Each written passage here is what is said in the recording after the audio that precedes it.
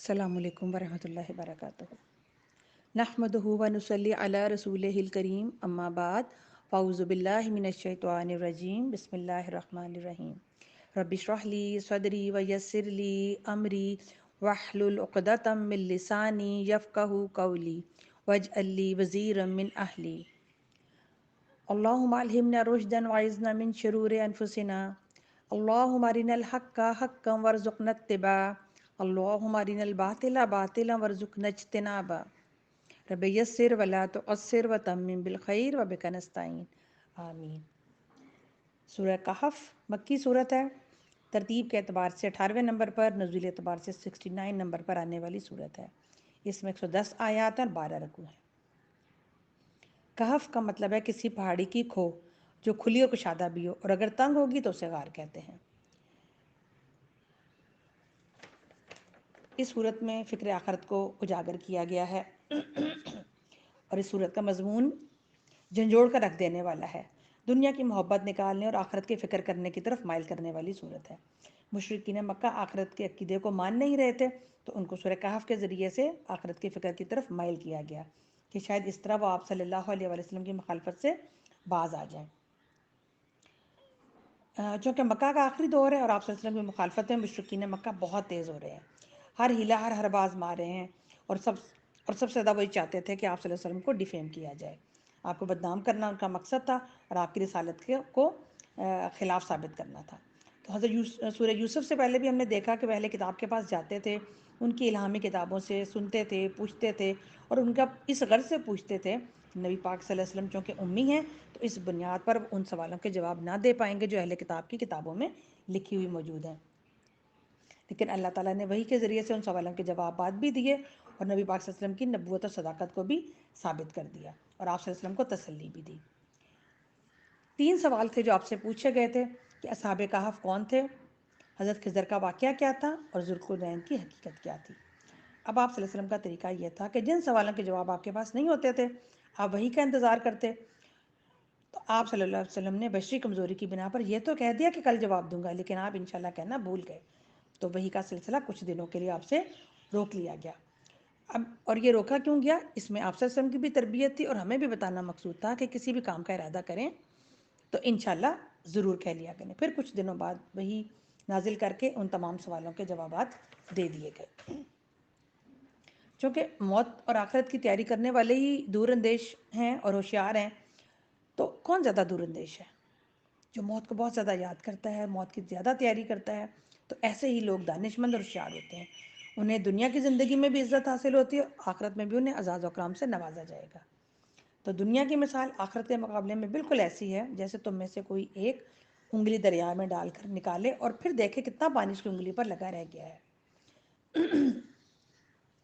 ایک بار نبی پاک صلی اللہ علیہ وسلم اپنے کچھ اصحاب کے ساتھ کہیں سے گزر رہے تھے تو راستے میں ایک مردہ بکری کا بچہ دیکھا، تو آپ نے اپنے اصحاب سے کہا کہ کون ہے جو اسے 1 درہم میں خریدے گا؟ تو سب نے ہی کہا کہ اسے تو ہم کسی بھی قیمت پر نہیں خریدیں گے۔ تو آپ نے فرمایا کہ اللہ کے نزدیک زیادہ ذلیل اور بے وقت ہے دنیا جتنا تمہارے نزدیک یہ مردہ بکری کا بچہ ہے۔ تو دنیا کی قدر و قیمت مچھر کے پر کے برابر بھی ہوتی تو کسی کافر منکر کو 1 گھونٹ پانی بھی نہ دیتا۔ تو دنیا مومن کے لیے قید خانہ اور کافر کے لیے جنت ہے۔ جو دنیا کو محبوب اور مطلوب بنائے گا وہ اپنی آخرت کا ضرور نقصان کرے گا، اور جو آخرت کو محبوب بنائے گا وہ دنیا کا نقصان کرے گا۔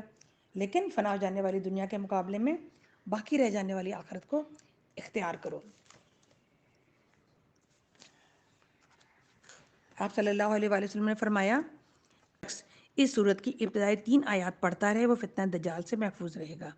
اور ہمیں ایک اور حدیث میں یہ بھی پتہ چلتا ہے کہ جو شخص سورہ کہف کی ابتدائی 10 آیات یاد کرے گا وہ دجال کے فتنے سے محفوظ رہے گا۔ مسلم نے روایت کیا ہے۔ اور آپ صلی اللہ علیہ وسلم فرماتے ہیں کہ جو شخص جمعہ کا دن سورہ کہف پڑھے گا 2 جمعوں کے درمیان اس کے لیے نور روشن ہو جاتا ہے۔ اللہم جلنی نورا وجلنی صبورا ربنا اتمم لنا نورنا فاغفر لنا انک علی کل شیء قدیر۔ برا بن عازب کہتے ہیں کہ ایک شخص یعنی اسید بن حسیر ایک رات اپنے گھر میں سورت کی تلاوت کر رہے تھے اور ان کا گھوڑا بھی پاس ہی بندھا ہوا تھا کہ گھوڑا بھٹکنے لگا۔ اب انہوں نے جو سر اٹھا کر دیکھا تو ایک نور دکھائی دیا جو بادل کی طرح سایہ کیے ہوئے تھا۔ صبح انہوں نے یہ واقعہ نبی پاک صلی اللہ علیہ وسلم سے ذکر کیا تو آپ نے فرمایا کہ یہ سکینہ یعنی نور اطمینان ہے جو اس کے پڑھنے سے نازل ہوتی ہے.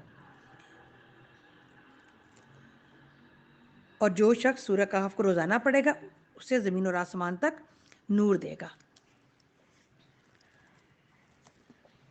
بسم اللہ الرحمن الرحیم.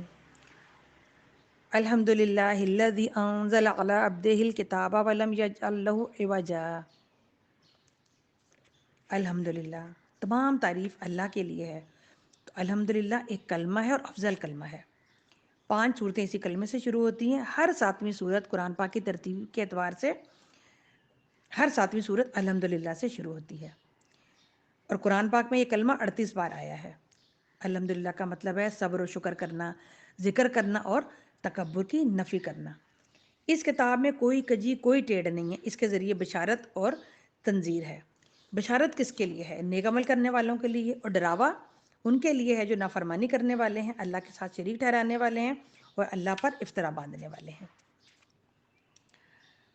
تو الحمدللہ تمام تعریف اللہ کے لیے ہے جس نے اپنے بندے پر یہ کتاب نازل کی اور اس میں کوئی ٹیڑھ نہ رکھی.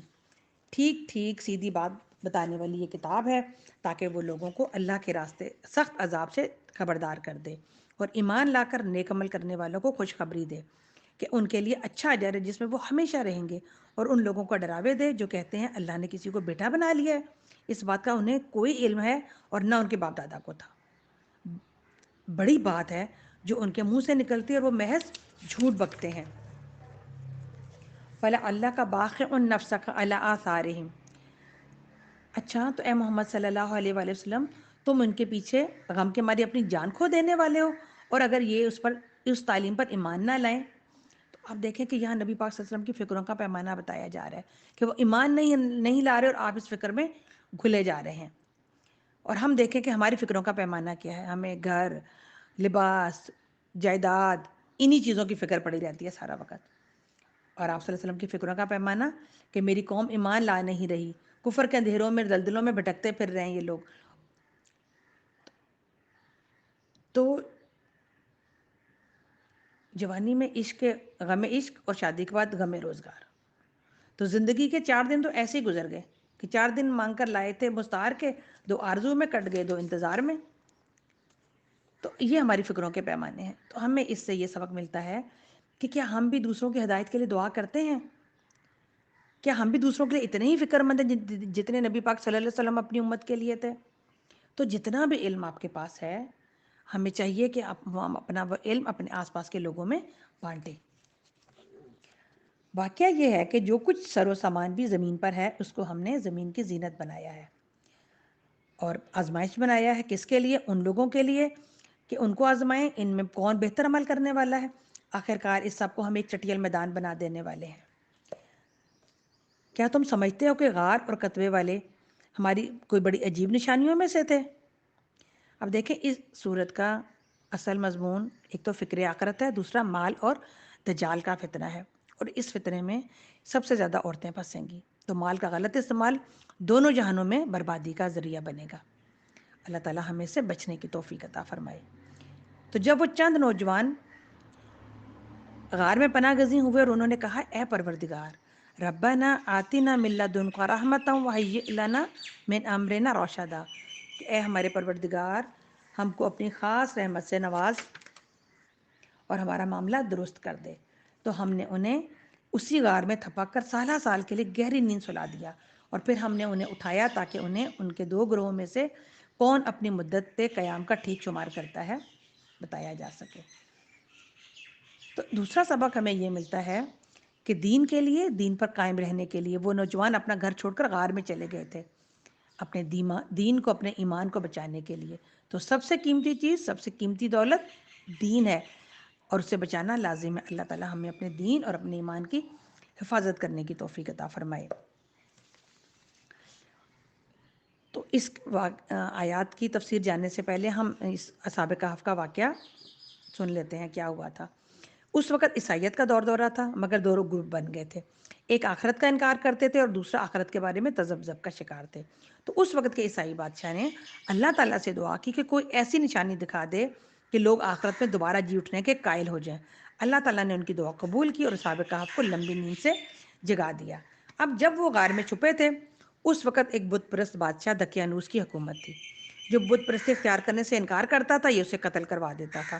تو یہ چند نوجوان جو مختلف علاقوں کے تھے اور مختلف مالدار گھرانوں سے جن کا تعلق تھا، ایلیٹ کلاس سے تعلق رکھتے تھے، یہ اپنا ایمان بچانے کے لیے اکٹھے ہوئے اور ایک غار میں جا کر چھپ گئے، اور پھر انہوں نے اللہ تعالیٰ سے دعا کی، ربنا آتنا من لدنک رحمۃ وہیئ لنا من امرنا رشدا، کہ اللہ تعالیٰ انہیں ہدایت دے اور ان کی حفاظت فرمائے۔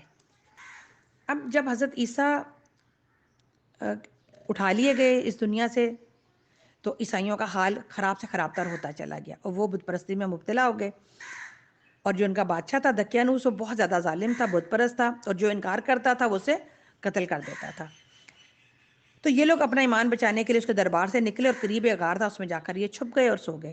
اور اگر دیکھا جائے تو شمسی سال کے حساب سے 300 سال، اور اگر قمری چاند کا حساب اگر ہم رکھیں تو وہ 309 سال بنتے ہیں۔ اب ان کی تلاش جاری ہوئی کہ یہ نوجوان کہاں چلے گئے ہیں، لیکن یہ کسی کو بھی نہ ملے، اور اللہ تعالیٰ نے ان کو ایک لمبی مدت کے لیے سلا دیا۔ تو اس وقت کے جو حکومت کے لوگ تھے انہوں نے ایک تختی تیار کی اور اس کے اوپر ان کے بارے میں جو معلومات تھیں وہ لکھ کر اس کو شاہی خزانے میں رکھ دیا، اور کچھ عرصے کے بعد دقیانوس مر گیا اور سلطنتیں بدلتی رہیں۔ ایک دن ایک انصاف پسند بادشاہ جو ہے وہ تخت نشین ہوا، اور 68 برس تک اس نے بادشاہت کی۔ اسی کے دور میں مذہبی فرقہ بندی شروع ہو گئی اور لوگ آخرت کا انکار کرنے لگے، اور مرنے کے بعد جی اٹھنے کا بھی انکار کرنے لگے۔ تو عوام کا یہ حال دیکھ کر بادشاہ نے انتہائی رنج و غم میں وہ ڈوب گیا، اور اس نے اللہ تعالیٰ سے بہت زیادہ بے قراری کے ساتھ دعا کی کہ کوئی ایسی نشانی ظاہر کر دے کہ جس سے قیامت اور اس کے بعد جی اٹھنے کا یقین ہو جائے۔ اللہ تعالیٰ نے بادشاہ کی دعا قبول کر لی، اور ایک چرواہا اپنی بکریوں کو بچانے کے لیے اس غار کی طرف اس نے چلا گیا، اور دیوار گرا دی اس نے، اور دیکھا کہ اصحاب کہف کے جو لوگ ہیں وہ وہاں پر بیٹھے ہوئے ہیں۔ اس کے اوپر دہشت طاری ہوگی اور وہاں سے الٹے پاؤں بھاگا۔ اب جب یہ ساتھی بیدار ہو گئے، اب ان کو نہیں معلوم تھا کہ کتنا عرصہ گزر گیا ہے، انہوں نے اپنے میں سے ایک کو کہا کہ ایسا ہے کہ کوئی ایک جائے اور جا کر کوئی پاکیزہ کھانا جو ہے وہ لے کر آئے۔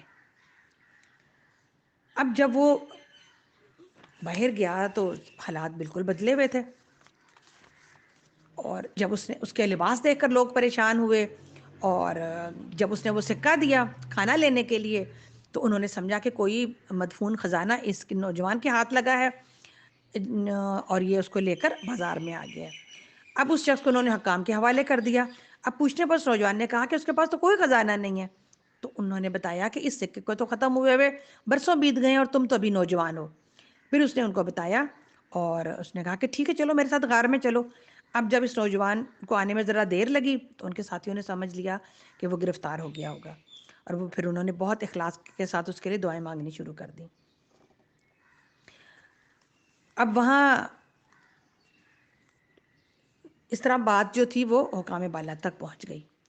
اب جب بادشاہ کو پتہ چلا تو بادشاہ ان کو ملنے کے لیے آیا، اور وہ سب لوگ باہر نکل آئے، بادشاہ سے ملے، ان کو سارا ماجرا سنایا۔ بادشاہ یہ ساری رودات سن کر رونے لگا اور سجدے میں گر گیا کہ اللہ تعالیٰ نے اس کی بات سن لی اور موت کے بعد زندہ ہو کر اٹھنے کی نشانی بھی دکھا دی۔ لوگ یہ دیکھ کر بادشاہ کو دعائیں دینے لگے اور کہنے لگے کہ اللہ تیری بادشاہی کی حفاظت فرمائے، اور اصحاب کہف سلام کر کے واپس غار میں گئے اور سو گئے، اور اللہ تعالیٰ نے اسی حالت میں ان کو جو ہے ان کی روحیں قبض کر لیں۔ تو اب ہم تمہیں اصل قصہ سناتے ہیں۔ وہ چند نوجوان تھے جو اپنے رب پر ایمان لے آئے تھے،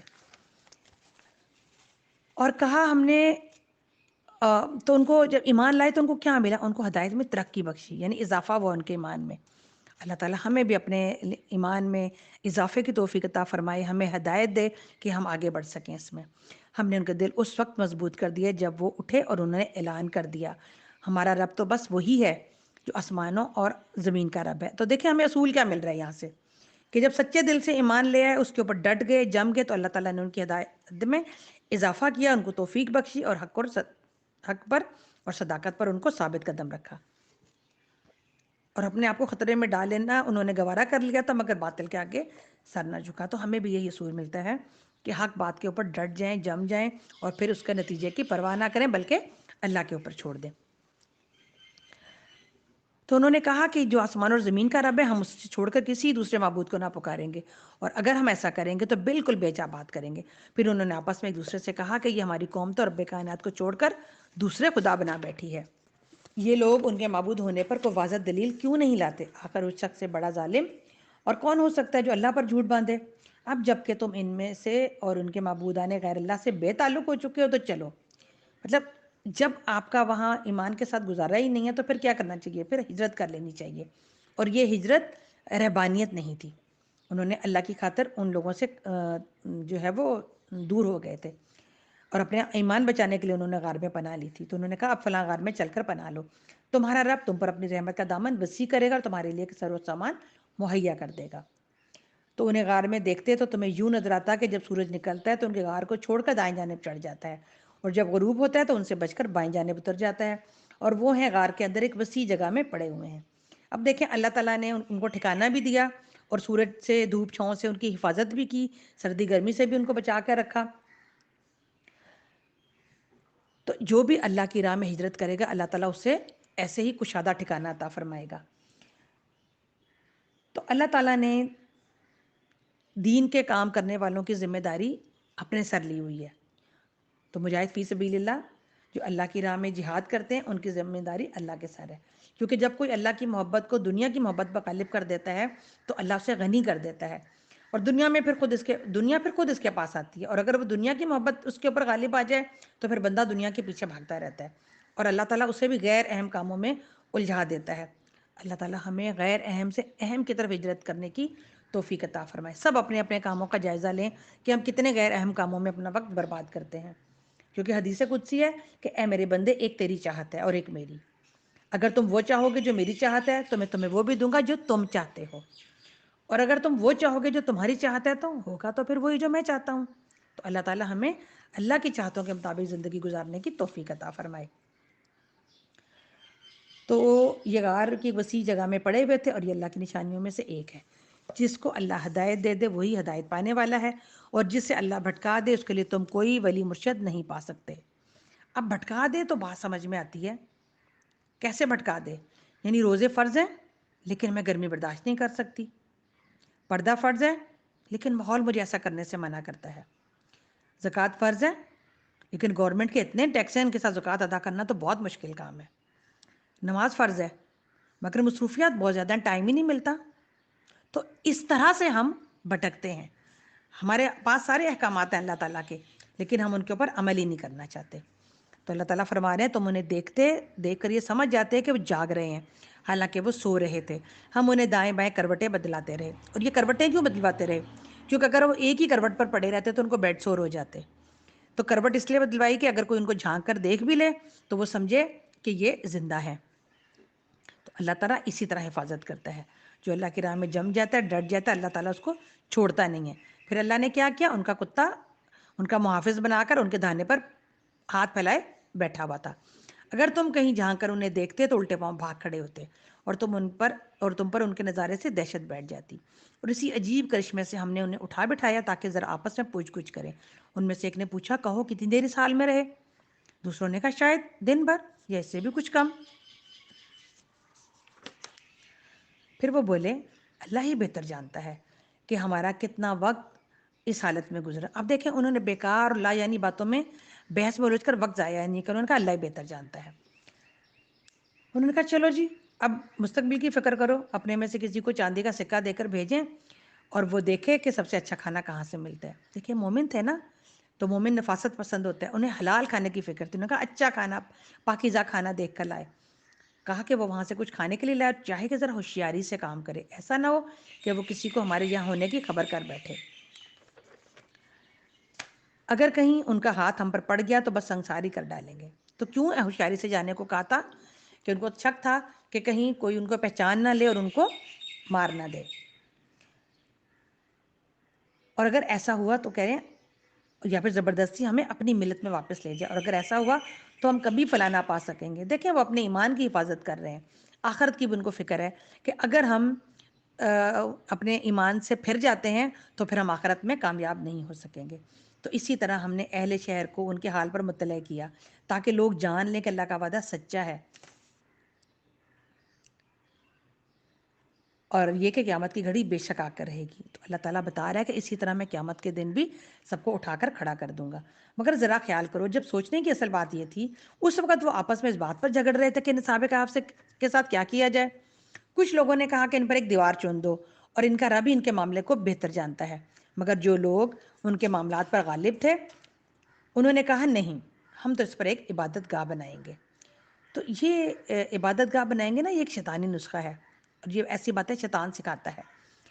یہ معجزہ اللہ کی پہچان کروانے کے لیے اور توحید کو راسخ کرنے کے لیے دکھایا گیا تھا، اور انہوں نے شرکا طریقہ اختیار کر لیا کہ ہم اس کے اوپر مسجد تعمیر کر لیتے ہیں۔ نبی پاک صلی اللہ علیہ وسلم کے ارشادات ہیں، کچھ آپ کے احادیث ہیں جس میں ہمیں اس کے بارے میں نواہی کا حکم ملتا ہے۔ آپ نے فرمایا، اللہ نے لعنت فرمائی ہے قبروں کی زیارت کرنے والی عورتوں پر، اور قبروں پر مسجدیں بنانے اور چراغ روشن کرنے والوں پر۔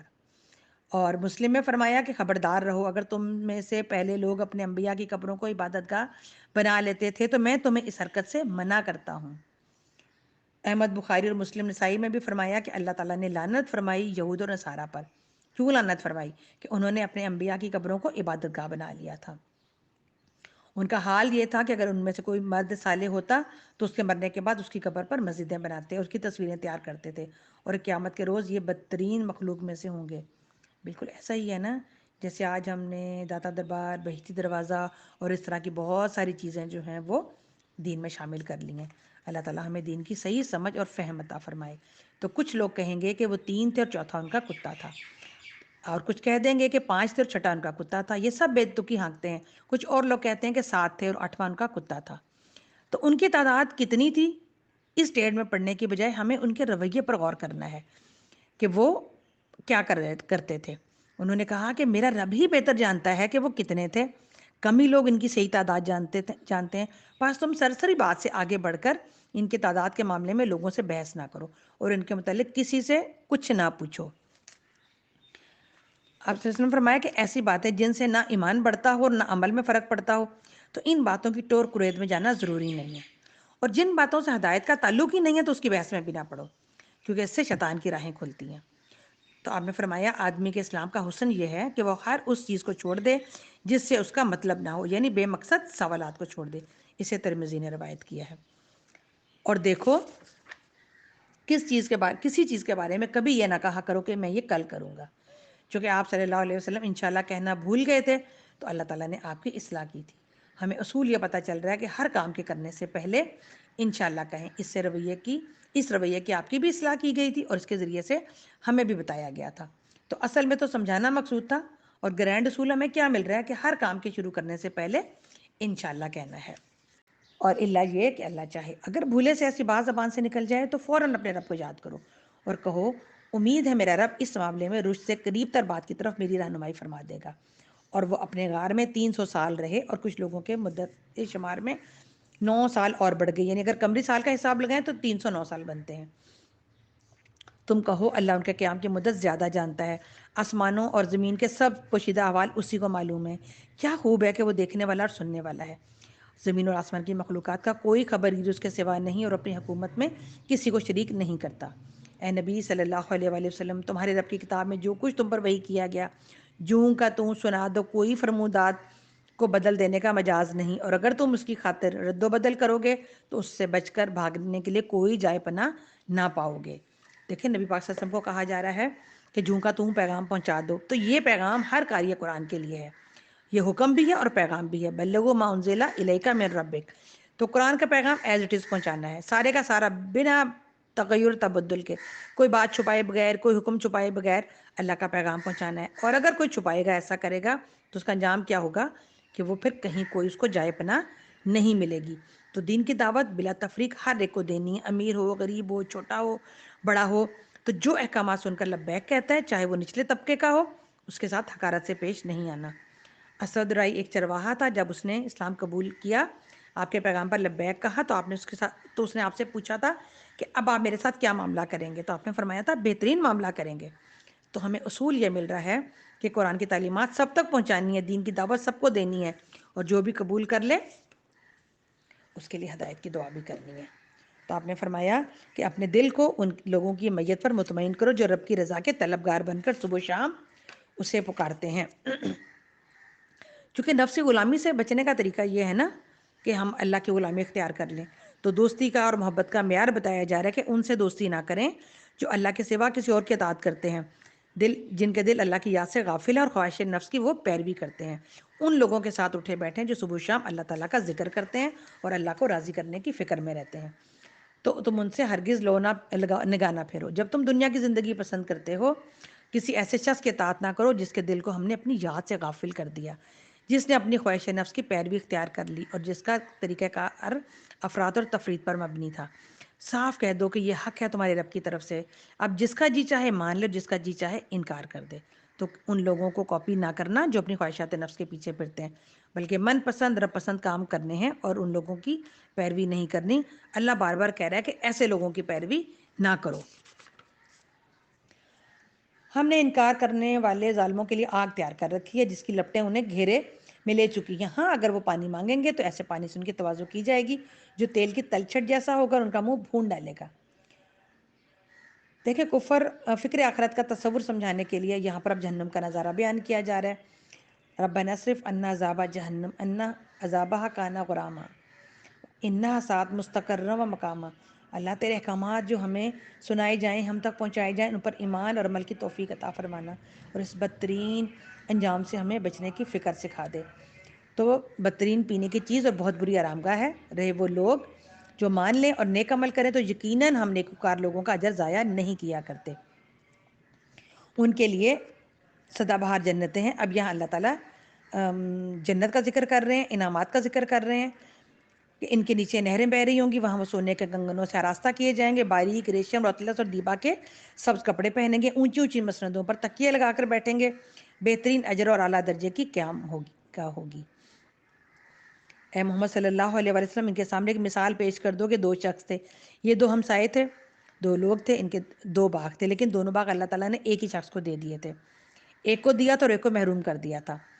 تو اللہ تو عادل ہے، تو پھر اللہ نے عدل کیوں نہ کیا؟ تو جو عادل کی صفت ہے اللہ تعالیٰ کی، وہ قیامت کے دن عدل اور برابری کو قائم کرے گا۔ یہ دنیا امتحان کا ہے، کسی کو دے کر آزماتا ہے اور کسی کو نہ دے کر آزماتا ہے۔ تو اللہ تعالیٰ یہ دیکھنا چاہتا تھا کہ یہ اس کو نعمت دی ہے تو اس کا کس طرح اس کا ذکر کرتا ہے اور اس کا رویہ کیا ہوگا، ذکر شکر اور صبر کرتا ہے یا نہیں۔ تو صبر سے مراد یہ ہے کہ نعمت ملنے پر آپے میں رہنا، آپے سے باہر نہ ہو جانا، کہ عیش میں یاد خدا ہی بھول جائے، اور تکبر نہ کرے، نہیں کرنا چاہیے، نعمتوں کو حلال طریقے سے استعمال کرنا چاہیے۔ تو اللہ دیکھنا چاہتا تھا کہ اللہ کی راہ میں خرچ کر کے باقی تو صالحات قائم کرتا ہے یا نہیں، اور صبر و شکر کے، اور جس کو نہیں دیا وہ صبر و شکر کے ساتھ اس تکلیف کو دور کرنے کی کوشش کرتا ہے یا نہیں کرتا، تو اللہ پر کتنا توکل کرتا ہے۔ تو اللہ تعالیٰ نے فرمایا، اے محمد صلی اللہ علیہ وسلم، ان میں سے ایک کو ہم نے انگور کے 2 باغ دیے اور ان کے گرد کھجور کے درختوں کی باڑ لگائی اور ان کے درمیان کاشت کی زمین رکھی، دونوں باغ خوب پھلے پھولے اور بارآور ہونے میں انہوں نے ذرا سی کسر نہ چھوڑی۔ ان باغوں کے اندر ہم نے ایک نہر جاری کر دی اور اسے خوب نفع حاصل ہوا۔ اب دیکھیں یہ دنیا کیسی آزمائش ہے نا، اللہ تعالیٰ نے اس کو بہترین زمین دی، بہترین باغات دیے اور ہر طرح سے اس کا باغ کو پھلنے پھولنے دیا۔ اب کیا ہوا کہ یہ سب کچھ پا کر ایک دن وہ اپنے ہمسائے سے بات کرتے ہوئے بولا کہ میں تجھ سے زیادہ مالدار ہوں، تجھ سے زیادہ طاقتور نفری رکھتا ہوں، اور یہ تکبر سے کہتا ہوا وہ اپنی جنت میں داخل ہوا اور اپنے نفس کے حق میں ظالم بن کر کہنے لگا، میں نہیں سمجھتا کہ یہ دولت بھی کبھی فنا ہو جائے گی۔ اب مطلب وہ سمجھا کہ اللہ نے دنیا میں اتنا دیا تو آخرت میں بھی اللہ سے راضی ہوگا۔ اس نے کہا، مجھے توقع نہیں ہے کہ قیامت کی گھڑی کبھی آئے گی، تاہم اگر کبھی مجھے اپنے رب کے حضور پلٹایا بھی گیا تو ضرور اس سے بھی زیادہ شاندار جگہ پاؤں گا۔ تو آپ دیکھیں کہ یہ رویہ تھا نا کہ دینے پر اللہ نے اس کو دیا اور وہ تکبر اور گھمنڈ کر رہا ہے، اللہ کی رضا پر راضی نہیں ہو رہا۔ تو بعض مالداروں کا یہ خیال ہوتا ہے کہ ہمارا جو مال ہے یہ ہمیں اس کے بدلے میں میں جنت کا سودا کر لوں گا۔ تو یہ 2 باغوں والا بھی یہی سمجھ رہا تھا، لیکن وہ اپنے اس پرچے میں ناکام ہو گیا، نہ اس نے ذکر کیا نہ اس نے شکر کیا، بلکہ اس نے تکبر اور گھمنڈ کیا اور آخرت میں ناکام ٹھہرا۔ تو اس کے دوسرے ہمسائے نے گفتگو کرتے ہوئے اسے کیا کہا کہ کیا تو کفر کرتا ہے اس ذات سے جس نے تجھے مٹی سے اور پھر نطفے سے پیدا کیا اور تجھے پورا آدمی بنا کر کھڑا کیا؟ تو دیکھیں دوسرا شخص اس کو وتواصوا بالحق وتواصوا بالصبر کی تلقین بھی کر رہا ہے، ٹھیک ہے، اور اللہ کا شکر بھی ادا کر رہا ہے۔ اس نے کہا کہ رہا میں تو میرا تو رب وہی اللہ ہے جس اس کے ساتھ میں کسی کو شریک نہیں کرتا. اور جب تو اپنی جنت میں داخل ہو رہا تھا یعنی باغ میں, تو اس وقت تیری زبان سے یہ کیوں نہ نکلا, یعنی تو کچھ ذکر کرتا, شکر کرتا کہ ماشاء اللہ لا حول ولا قوت الا باللہ, کہ اگر تو مجھے مال میں اور اولاد میں اپنے سے کم تر پاتا ہے تو بعید نہیں میرا رب مجھے تیری جنت سے بہتر جنت عطا فرما دے. اب دیکھیں کہ مال اور دولت پر اترانے اپنی دولت کو اللہ تعالیٰ کے ساتھ وہ شریک ٹھہرا رہا تھا. تو مال اور دولت انسان کی آزمائش ہیں, اس پر پورا اترنے کے لیے اللہ کا شکر ادا کریں, ماشاء اللہ کہیں, نظر بد سے بچائیں, کیونکہ تکبر انسان کو دنیا میں بھی مصیبت میں مبتلا کرتا ہے اور آخرت میں بھی نقصان کا باعث ہوتا ہے. تو اس نے کہا, یعنی اللہ پہ بھروسہ کرتے ہوئے اس نے کہا کہ بعید نہیں کہ میرا رب مجھے تیری جنت سے بہتر عطا کر دے اور تیری جنت پر کوئی آسمان سے آفت بھیج دے. اب یہ اس کو وہ بد دعا نہیں دے رہا, یہ اس کو اللہ تعالیٰ کے عذاب سے ڈرا رہا ہے کہ تم ایسے نہ کرو. اب تیری جنت پر آسمان سے کوئی آفت بھیج دے جس سے وہ میدان صاف میدان بن کر رہ جائے, یا اس کا پانی زمین میں اتر جائے اور پھر تو اسے کسی طرح نکال نہ سکے. آخر کار ہوا یہ کہ اس کا سارا ثمرہ مارا گیا. وہ اپنے گروہوں کے باغ کو اس کی چھتوں پر الٹا دیکھ کر اپنی لگائی ہوئی لاگت پر ہاتھ ملتا رہ گیا. یعنی اس نے مال بھی لگایا, وقت بھی لگایا, صلاحیت بھی لگائی, لیکن اس کے تکبر کی اس کو سزا ملی. تو تکبر دنیا میں مصیبت میں مبتلا کرتا ہے. اور دوسرا کامیاب ہو گیا کیونکہ اس نے ذکر کیا تھا, اسے تاکید بھی کی تھی, شکر کیا, حسد نہیں کیا, اور اللہ پر توکل کیا, اور فکر آخرت سے آشنا رہا. تو اس واقعے سے ہمیں پیغام یہ ملتا ہے کہ جو شخص غرور, ناشکری اور تکبر کرتا ہے اسے دنیا اور آخرت دونوں برباد کر لیتا ہے. اور جو صرف دنیا کے باغوں کی تیاری کرتا ہے وہ موت کی ہچکی کے ساتھ اجڑ جاتے ہیں اور آخرت کے لیے کچھ نہیں بچتا. تیاری کرنی ہے تو آخرت کی کھیتی کی تیاری کرو. وہ کسی کا قول ہے نا کہ دنیا آخرت کی کھیتی ہے, آج جو نیکی کماؤ گے کل انشاءاللہ تعالیٰ اس کو آخرت میں پاؤ گے. اس نے کہا کاش میں اپنے رب کے ساتھ کسی کو شریک نہ ٹھہراتا. نہ ہوا اللہ کو چھوڑ کر اس کے پاس کوئی جتھا کہ اس کی مدد کرتا, اور نہ کر سکا, وہ آپ ہی اس آفت کا مقابلہ کرتا. اس وقت معلوم ہوا کہ کارسازی کا اختیار اللہ برحق ہی کے لیے ہے, اور انعام وہی بہتر ہے جو وہ بخشے, اور انجام وہی بخیر ہے جو وہ دکھائے. اور اے نبی صلی اللہ علیہ وآلہ وسلم, انہیں حیات دنیا کی حقیقت اس مثال سے سمجھاؤ کہ آج ہم نے آسمان سے پانی برسا دیا تو زمین کی پیداوار خوب گھنی ہو گئی, اور کل وہی نباتات بھس بن کر رہ گئی جسے ہوائیں اڑائے لیے پھرتی ہیں. تو یاد رکھیں کہ دنیا فانی چیز ہے, اور انسان کی زندگی کو اس کھیتی سے مثال دی گئی ہے کہ اللہ ہر اس چیز پر قدرت رکھتا ہے. یہ مال اور یہ دولت محض دنیاوی زندگی کی ایک ہنگامی آرائش ہے, اصل میں تو باقی رہ جانے والی ہی نیکیاں ہیں. تیرے رب کے نزدیک نتیجے کے لحاظ سے بہتر ہے, انہیں سے اچھی امید رکھی جا سکتی ہے. تو المال والبنون زینت الحیات الدنیا, کہ مال بیٹوں کی محبت میں نہ لگ جانا.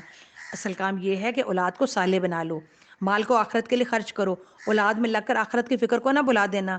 ان محبتوں پر اللہ کی محبت کو غالب رکھنا ہے. آپ صلی اللہ علیہ وسلم نے فرمایا کہ انسان جب مر جاتا ہے تو اس کے عمل کا سلسلہ منقطع ہو جاتا ہے, لیکن 3 چیزیں باقی رہ جاتی ہیں. وہ 3 چیزیں کیا ہیں جو اس سے بعد میں بھی فائدہ دیں گی؟ نفع بخش علم, دین کا علم جو وہ کسی کو سکھا گیا, مال جو اس نے اللہ کی راہ میں خرچ کر دیا, اور نیک اولاد جو اس کے لیے صدقہ جاریہ بنے گی. اور باقیات الصالحات کیا ہے؟ آپ صلی اللہ علیہ وسلم نے فرمایا سبحان اللہ, یعنی تیسرا کلمہ سبحان اللہ والحمد للہ ولا الہ الا اللہ واللہ اکبر, یہ باقیات الصالحات ہیں. ان کی تیاری کرو اور صدقہ جاریہ کے کام کرو, اور ان 5 سوالوں کی تیاری کرو جن کے بغیر اللہ کے حضور کھڑے نہیں ہو سکتے. کہ جوانی میں کیا کیا, کیسے گزاری, تو فکر کرنی ہے تو اس علم کی کرو جو میرے رب نے مجھ تک پہنچایا کہ میں نے اس پر کہاں تک عمل کیا ہے. اللہم انی اسألک علما نافعا ورزقا طیبا وعملا متقبلا. تو فکر تو اس دن کی ہونی چاہیے جب ہم پہاڑوں کو چلائیں گے اور تم زمین کو بالکل برہنہ پاؤ گے. ہم تمام انسانوں کو اس طرح جمع کریں گے کہ اگلے پچھلوں میں سے ایک بھی نہ چھوٹے گا, اور سب کے سب تمہارے رب کے حضور صف در صف پیش کیے جائیں گے. لو دیکھ لو, آ گئے نا ہمارے پاس اسی طرح جیسے ہم نے تم کو پہلی بار پیدا کیا تھا. نبی پاک صلی اللہ علیہ وسلم فرماتے ہیں قیامت کے دن لوگ ننگے بدن, ننگے پاؤں, بنا ختنہ کیے اکٹھے کیے جائیں گے. اب صحابہ کرام نے عرض کیا کہ یا رسول اللہ صلی اللہ علیہ وسلم, تو سب کو ایک دوسرے سے حیا نہ آئے گی کہ سب ننگے بدن بھاگے چلے آ رہے ہوں گے؟ تو آپ نے فرمایا کہ ہر کوئی اپنی اتنا نفس نفسی کا عالم ہوگا, اور اتنا ہر کوئی پریشان ہوگا کہ اس کو کسی دوسرے کی طرف دیکھنے کی فکر ہی نہیں ہوگی. تو آپ نے فرمایا کہ تو نے یہ سمجھا تھا کہ ہم نے تمہارے لیے کوئی وعدے کا وقت مقرر ہی نہیں کیا, اور نام اعمال سامنے رکھ دیا جائے گا. اللہ تعالیٰ ہمیں اس نام اعمال کو بہتر بنانے کی فکر کرنے کی توفیق عطا فرمائے. تو اس وقت تم دیکھو گے مجرم لوگ اپنی کتاب زندگی کے اندراجات سے ڈر رہے ہوں گے اور کہہ رہے ہوں گے ہائے ہماری کمبختی، یہ کیسی کتاب ہے، ہماری کوئی چھوٹی بڑی حرکت ایسی نہیں رہی جو اس میں درج نہ کی گئی ہو. جو کچھ انہوں نے کیا تھا وہ سب اپنے حاضر پائیں گے اور تیرا رب کسی پر ظلم نہ کرے گا. تو جب نام اعمال کھولے جائیں گے تو دیکھے گا کہ کوئی چھوٹی بڑی ذرا برابر کوئی چیز ریکارڈ ہونے سے چھوٹ نہیں گئی. اور شیطان جو اپنی عبادت کی وجہ سے فرشتوں میں شامل ہوا تھا، جب اس نے انکار کیا تو وہ دھتکارا گیا. تو فکر کرنی ہے تو شیطان کے ہٹ کندوں سے بچنے کی کرو. عملاً کوئی شیطان کی پیروی نہیں کرتا، لیکن اللہ کی بتائی ہوئی راہ کو چھوڑ کر جو دوسری راہ اختیار کرتا ہے تو یہ عملاً شیطان کی پیروی ہے. تو تیرا رب کسی پر ظلم نہ کرے گا. اللہ جو ظلم ہم نے اپنی جانوں پر کیے ہیں تو انہیں ہم سے بچا لے. اللہم اجعلنی توابین واجعلنی من المتطہرین. یاد کرو جب ہم نے فرشتوں سے کہا کہ آدم کو سجدہ کرو تو انہوں نے سجدہ کیا مگر ابلیس نے نہ کیا. وہ جنوں میں سے تھا اور اس لیے اپنے رب کے حکم کی اطاعت سے نکل گیا. اب کیا تم مجھے چھوڑ کر اس کو اور اس کی ذریت کو اپنا سرپرست بنانا چاہتے ہو، حالانکہ وہ تمہارے دشمن ہے. بڑا ہی برا بدل ہے جسے ظالم لوگ اختیار کرتے ہیں. میں نے آسمان اور زمین پیدا کرتے وقت ان کو نہیں بلایا تھا اور نہ خود ان کی اپنی تخلیق میں انہیں شریک کیا تھا. میرا یہ کام نہیں ہے کہ گمراہ کرنے والوں کو اپنا مددگار بنایا کروں. پھر کیا کریں گے یہ لوگ اس روز جب ان کا رب ان سے کہے گا پکارو اب ان ہستیوں کو جنہیں تو میرا شریک سمجھے بیٹھے تھے. تو فکر کرنی ہے تو اپنے رب کو پہچاننے کی کیجیے، شرک سے بچنے کی کیجیے، توحید کو سمجھ کر اس پر جم جانے ڈٹ جانے کی فکر کیجیے. یہ ان کو پکاریں گے مگر وہ ان کی مدد کو نہ آئیں گے تو ہم ان کے درمیان ایک ہلاکت کا گڑھا مشترک کر دیں گے. سارے مجرم اس روز آگ دیکھیں گے اور سمجھ لیں گے کہ اب انہیں اس میں گرنا ہے اور وہ سے بچنے کے لیے کوئی جائے پناہ نہ پائیں گے. اللہم اجرنا من النار، اللہم اجرنا من النار. وَلَقَدْ صَرَّفْنَا فِي هَذَا الْقُرْآنِ لِلنَّاسِ مِنْ كُلِّ مَثَلٍ. ہم نے اس قرآن میں لوگوں کو طرح طرح سے سمجھایا مگر انسان بڑا ہی جھگڑالو واقعہ ہوا ہے. صرفنا ہر طرح کا واضح نصیحت دلائل کے ساتھ، بینات کے ساتھ، مثالیں دے کر، ترغیب دے کر ہر طریقے سے سمجھایا جائے، اس کو کہتے ہیں صرفنا. دیکھیں صحت خراب ہو تو علاج کیا جاتا ہے نا، اسی طرح جب دل بیمار ہوتا ہے اس کا بھی علاج ہوتا ہے. ایک رات رسول اللہ صلی اللہ علیہ وسلم حضرت علی اور حضرت فاطمہ کے گھر تشریف لے گئے اور آپ نے ان سے پوچھا کہ تم لوگ تہجد کی نماز کیوں نہیں پڑھتے؟ تو انہوں نے جواب دیا کہ یا رسول اللہ صلی اللہ علیہ وسلم، ہمارے رب صلی اللہ کے ہاتھ میں، وہ چاہے گا تو ہم اٹھ جائیں گے. یہ سن کر آپ صلی اللہ علیہ وسلم فوراً واپس پلٹے. آپ نے اپنی ران پہ ہاتھ مار کر کہا وَقَانَ الْإِنسَانَ أَكْثَرَ شَيْءٍ جَدَلًا، کہ گویا علی نے اپنے قصور کا اعتراف کرنے کی بجائے مشیت الہی کا عذر پیش کیا کہ اس اختیار کی طرف توجہ نہ کہ جو اللہ تعالیٰ نے انسان کو عطا کیا ہے. تو یہ مت کہیں کہ اللہ ہمیں توفیق دے گا تو ہم یہ کام کریں گے. اللہ توفیق دے گا، ہدایت دے گا، نماز پڑھیں گے، قرآن کلاسز جوائن کریں گے، قرآن کو سمجھیں گے. نہیں، ایسا نہیں ہے. اللہ تعالیٰ نے ہمیں سب چیزیں ہمارے سامنے رکھی ہیں، ہمیں وقت بھی دیا، ہمیں موقع بھی دیا. اب اس کو سمجھنا اور اس کے اوپر عمل کیسے کرنا ہے، اس موقع سے فائدہ کیسے اٹھانا ہے، یہ ہمارے اپنے اوپر ڈیپینڈ کرتا ہے. تو اس طرح کی بات کہہ کر کہ اللہ توفیق دے گا تو اللہ مانگے بغیر توفیق نہیں دیتا، اللہ ہدایت مانگے بغیر نہیں دیتا. اللہ نے خیر اور شر ہم سب کے جبلت میں رکھ دیا ہے. اب ہمارے اوپر ہے کہ ہم اس میں سے کون سا راستہ اختیار کرتے ہیں. اللہ تعالیٰ ہمیں قرآن کو سمجھنے اور اس پر عمل کرنے کی توفیق عطا فرمائے. تو اللہ نے فرمایا ان کے سامنے جب ہدایت آئی تو اسے ماننے اور اپنے رب کے حضور معافی چاہنے سے آخر ان کو کس چیز نے روک دیا؟ اس کے سوا کچھ نہیں کہ وہ منتظر ہیں کہ ان کے ساتھ بھی وہی کچھ ہو جو پچھلی قوموں کے ساتھ ہوا تھا یا ہو چکا ہے، یا یہ کہ وہ عذاب کو سامنے آتے دیکھ لیں. تو رسولوں کو ہم اس کام کے سوا اور کسی غرض کے لیے نہیں بھیجتے کہ وہ بشارت اور تنبیہ کی خدمت انجام دیں. مگر کافروں کا حال یہ ہے کہ وہ باطل کے ہتھیار لے کر حق کو نیچا دکھانے کی کوشش کرتے ہیں اور انہوں نے میری آیات کو اور ان تنبیہات کو جو انہیں کی گئی تھی مذاق بنا لیا ہے. اس شخص سے بڑھ کر ظالم اور کون ہے جسے اس کے رب کی آیات سنا کر نصیحت کی جائے اور ان سے منہ پھیرے؟ اللہ کا شکر ہے، اللہ کی رحمت ہے، اللہ کا احسان ہے کہ ہمیں قرآن کی بات سمجھ میں آتی ہے، ہم قرآن کی بات کو سمجھ بھی رہے ہیں، سن بھی رہے ہیں، اور اللہ تعالیٰ ہمیں اس پر عمل کی توفیق بھی دے. اللہ فرماتے ہیں اس برے انجام کو بھول جائے جس کا سر و سامان اس نے خود اپنے ہاتھوں سے کیا ہے. جن لوگوں نے یہ روی اختیار کی ہے ان کے دلوں پر ہم نے غلاف چڑھا دیے ہیں جو انہیں قرآن کی بات سمجھنے نہیں دیتے. تو دیکھیں جب انسان گناہ کرتا ہے تو اس کے دل پر ایک سیاہ نقطہ لگ جاتا ہے. پھر جب اپنے رویے کی اصلاح کرتا ہے تو آپ صلی اللہ علیہ وسلم نے فرمایا کہ کچھ لوگ دین کی محفلوں میں ایسے آتے ہیں کہ کفر لے کر آتے ہیں اور کفر ہی لے کر جاتے ہیں. وہ اپنی سرکشی اور ڈٹائی کے رویے کو نہیں بدلتے، تو ہدایت ان کو ملے گی جو قرآن سن کر اپنی اصلاح کرتے ہیں، اور ان کے کانوں میں ہم نے گرانی پیدا کر دی۔ اللہ تعالیٰ کا شکر ہے، اللہ ہمارے کانوں کو سننے والا بنا دے، ہمارے دلوں کو سمجھنے والا بنا دے۔